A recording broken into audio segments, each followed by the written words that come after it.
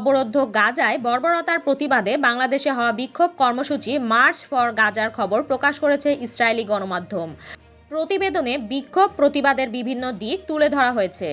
এমনকি ইসরায়েলি প্রধানমন্ত্রী Benjamin Netanyahu এবং তার ঘনিষ্ঠ দুই মিত্র মার্কিন প্রেসিডেন্ট ডোনাল্ড ট্রাম্প এবং ভারতের প্রধানমন্ত্রী নরেন্দ্র মোদির ছবিতে জুতা দিয়ে আঘাত করার তথ্য উঠে এসেছে প্রতিবেদনে।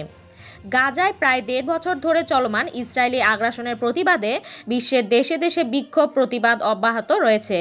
ফিলিস্তিনিদের প্রতি সংহতি জানিয়ে রাজপথে নেমেছেন ইয়েমেন, পাকিস্তান, লিবিয়ার বাসিন্দারা।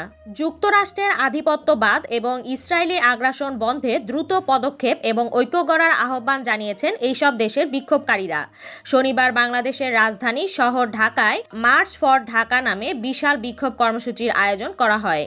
বাংলাদেশিদের এই বিক্ষোভ নিয়ে খবর প্রকাশ করেছে আন্তর্জাতিক গণমাধ্যম। টাইমস অফ ইসরায়েল এক প্রতিবেদনে জানিয়েছে, গাজায় ইসরায়েলের হামলার নিন্দা জানাতে বাংলাদেশের রাজধানী ঢাকায় বিক্ষোভ র্যালি করেছেন হাজার হাজার বিক্ষোভকারী। প্রতিবেদনে আরও বলা হয়, ঢাকা বিশ্ববিদ্যালয় এলাকার সোহরাওয়ার্দী উদ্যানে প্রায় ১ লাখ বিক্ষোভকারী জড়ো হয়। শত শত ফিলিস্তিনি পতাকা নিয়ে তারা ফ্রি ফ্রি ফিলিস্তিন স্লোগান দেয়।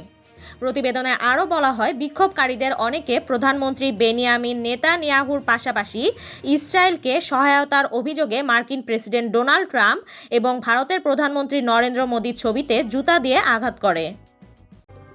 সুমাইয়া তাসনিম, সুরমা টিভি 24।